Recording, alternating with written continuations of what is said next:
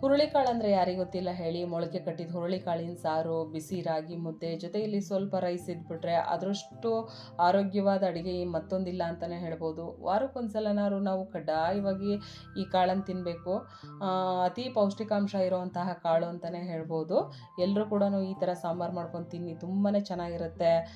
ಮೊಳಕೆ ಕಟ್ಟಿದ ಸಾಂಬಾರು ದೇಹಕ್ಕೆ ತುಂಬಾ ತಂಪು, ಈ ಬಿಸಿಲು ದಿನದಲ್ಲಿ ತುಂಬಾ ಚೆನ್ನಾಗಿರುತ್ತೆ. ಎಲ್ಲರೂ ಕೂಡ ಟ್ರೈ ಮಾಡಿ ನೋಡಿ. ಇವಾಗ ಹುರುಳಿಕಾಳಿನ ಸಾಂಬಾರು ಹೇಗೆ ಮಾಡೋದು ಅಂತ ನೋಡೋಣ ಬನ್ನಿ. ಮೊಳಕೆ ಕಟ್ಟಿದ ಹುರುಳಿಕಾಳಿನ ಸಾಂಬಾರು ಮಾಡೋದಕ್ಕೆ ಮೊದಲಿಗೆ ನಾನು ಒಂದು 1/4 kg ಹುರುಳಿಕಾಳನ್ನು ತೊಗೊಂಡಿದ್ದೀನಿ. ಈ ಹುರುಳಿಕಾಳನ್ನು ಚೆನ್ನಾಗಿ ತೊಳೆದು ಒಂದು ಕುಕ್ಕರಿಗೆ ಹಾಕಿ, ಜೊತೆಯಲ್ಲಿ ಸಣ್ಣ ಹೆಚ್ಚಿದಂತಹ 1-2 ಟೊಮೊಟೊ ಕೂಡ ಹಾಕಿ, ಮುಳುಗುವಷ್ಟು ನೀರು ಹಾಕಿ, ರುಚಿಗೆ ಸ್ವಲ್ಪನೇ ಉಪ್ಪು ಹಾಕಿ ಲಿಡ್ ಕ್ಲೋಸ್ ಮಾಡಿ 2-3 ವಿಸಲ್ ಕೂಗಿಸ್ಕೊಂಡ್ರೆ ಹುರುಳಿಕಾಳು ತುಂಬ ಚೆನ್ನಾಗಿ ಬೇಯುತ್ತೆ. ಸಾಮಾನ್ಯವಾಗಿ ನಮ್ಮ ಕಡೆ ಈ ಮೊಳಕೆ ಕಟ್ಟಿದ ಹುರುಳಿಕಾಳಿನ ಸಾಂಬಾರು ಮಾಡಬೇಕಾದ್ರೆ ಈ ಹುರುಳಿಕಾಳು ಜೊತೆ ಬೇರೆ ತರಕಾರಿ ಹಾಕಲ್ಲ. ಸ್ವಲ್ಪ ಪ್ರಮಾಣದ ಟೊಮೊಟೊ ಮಾತ್ರ ಹಾಕ್ತಾರೆ, ತುಂಬಾ ಚೆನ್ನಾಗಿರುತ್ತೆ. ಇವಾಗ ಹುರುಳಿಕಾಳಿನ ಸಾಂಬಾರಿಗೆ ಬೇಕಾದಂತಹ ಎಲ್ಲ ಪದಾರ್ಥಗಳನ್ನು ಸಹ ನಾನು ರೆಡಿ ಮಾಡಿ ಇಟ್ಕೊಂಡಿದ್ದೀನಿ. ನಂತರ ಒಂದು ಬಾಣಲಿ ಬಿಸಿ ಇಟ್ಟು 1.5 ಟೇಬಲ್ ಸ್ಪೂನ್ ಅಷ್ಟು ಎಣ್ಣೆ ಹಾಕಿ, ಎಣ್ಣೆ ಚೆನ್ನಾಗಿ ಕಾದ ನಂತರ 1 ಗಡ್ಡೆಯಷ್ಟು ಈರುಳ್ಳಿ, 1 ಗಡ್ಡೆಯಷ್ಟು ಬೆಳ್ಳುಳ್ಳಿ ಎರಡೂ ಕೂಡ ಹಾಕಿ ಚೆನ್ನಾಗಿ ಫ್ರೈ ಮಾಡ್ಕೋಬೇಕು. ಈರುಳ್ಳಿ ಬೆಳ್ಳುಳ್ಳಿ ಎಲ್ಲ ಚೆನ್ನಾಗಿ ಫ್ರೈ ಆದ ನಂತರ 1.5 ಟೇಬಲ್ ಸ್ಪೂನ್ ಅಷ್ಟು ಧನಿಯಾ, ಇದ್ರ ಜೊತೆಯಲ್ಲಿ ಅರ್ಧ ಇಂಚಷ್ಟು ಚಕ್ಕೆ, 3 ಲವಂಗ, 1 ಏಲಕ್ಕಿ ಮತ್ತು 1-2 ಕಡ್ಡಿಯಷ್ಟು ಕರಿಬೇವನ್ನು ಹಾಕಿ ಚೆನ್ನಾಗಿ ಫ್ರೈ ಮಾಡ್ಕೋಬೇಕು. ಈ ಸಾಂಬಾರಿಗೆ ನಾವು ಸಾಂಬಾರು ಪುಡಿ ಹಾಕಲ್ಲ, ಹಾಗಾಗಿ ಸ್ವಲ್ಪ ಪ್ರಮಾಣದ ಸಾಂಬಾರು ಪದಾರ್ಥ ಹಾಕ್ಕೊಂಡ್ರೆ ತುಂಬಾ ರುಚಿಯಾಗಿರುತ್ತೆ.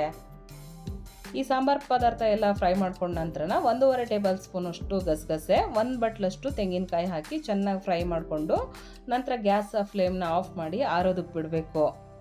ಗಸಗಸೆನ ಕೊನೆಯಲ್ಲಿ ಹಾಕಬೇಕು, ಇಲ್ಲ ಅಂತಂದರೆ ಎಲ್ಲ ಸೀದೋಗ್ಬಿಡುತ್ತೆ.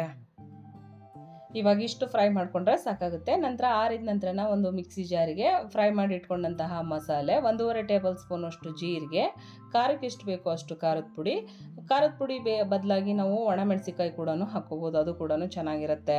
ನಂತರ ನೆನೆಸಿರೋಂತಹ ಒಂದು ನಲ್ಲಿಕಾಯಿ ಗಾತ್ರದಷ್ಟು ಹುಣಸೆ ಹಣ್ಣು ಇಷ್ಟನ್ನು ಹಾಕಿ ನುಣ್ಣಗೆ ರುಬ್ಕೋಬೇಕು. ನಂತರ ಕೊನೆಯಲ್ಲಿ 1 ಹಿಡಿಯಷ್ಟು ಕೊತ್ತಂಬರಿ ಸೊಪ್ಪನ್ನು ಹಾಕಿ ಚೆನ್ನಾಗಿ ಒಂದು ಸಲ ರುಬ್ಕೊಂಡ್ರೆ ಸಾಂಬಾರಿಗೆ ಬೇಕಾದಂತಹ ಮಸಾಲೆ ರೆಡಿಯಾಗುತ್ತೆ. ಇವಾಗ ಹುರುಳಿಕಾಳು ಕೂಡ ಚೆನ್ನಾಗಿ ಬೆಂದಿದೆ, ಈ ರೀತಿ ಬೆಂದರೆ ಸಾಕಾಗುತ್ತೆ.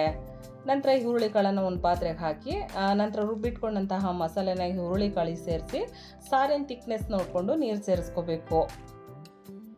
ಮೊದಲೇ ಒಂದು ಸಲ ಉಪ್ಪು ಹಾಕಿದ್ದೀವಿ, ನೋಡಿಕೊಂಡು ಇನ್ನೊಂದು ಸ್ವಲ್ಪ ಉಪ್ಪು ಸೇರಿಸಿ ರುಚಿಗೆ ಸ್ವಲ್ಪನೇ ಬೆಲ್ಲ ಹಾಕಿ 1-2 ಕಡ್ಡಿಯಷ್ಟು ಕರಿಬೇವನ್ನು ಹಾಕಿ ಚೆನ್ನಾಗಿ ಒಂದು ಸಲ ಮಿಕ್ಸ್ ಮಾಡಿ ಒಲೆ ಮೇಲೆ ಕುದಿಯೋದಕ್ಕೆ ಇಡಬೇಕು.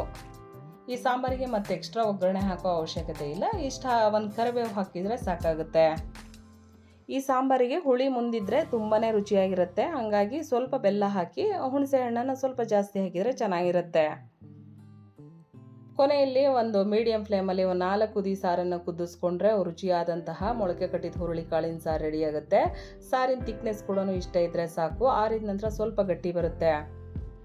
ಇವಾಗ ರುಚಿಯಾದಂತಹ ಮೊಳಕೆ ಕಟ್ಟಿದ ಹುರುಳಿಕಾಳಿನ ಸಾರು ರೆಡಿಯಾಗಿದೆ. ಬಿಸಿ ಮುದ್ದೆ ಜೊತೆ ತುಂಬಾ ಚೆನ್ನಾಗಿರುತ್ತೆ, ಅನ್ನದ ಜೊತೆ, ಮುದ್ದೆ ಜೊತೆ, ಬೇಕು ಅಂದರೆ ನಾವು ದೋಸೆ ಇಡ್ಲಿ ಜೊತೆನೂ ಕೂಡ ತಿನ್ಬೋದು. ಅಷ್ಟು ರುಚಿಯಾಗಿರುವಂತಹ ಸಾಂಬಾರು. ವಾರಕ್ಕೊಂದ್ಸಲನಾದ್ರು ಎಲ್ಲರೂ ಕೂಡ ಮಾಡ್ಕೊಂಡು ತಿನ್ನಿ, ತುಂಬಾ ಚೆನ್ನಾಗಿರೋದ್ರ ಜೊತೆಯಲ್ಲಿ ಆರೋಗ್ಯ ಕೂಡ ಅಷ್ಟೇ ಒಳ್ಳೆಯದು.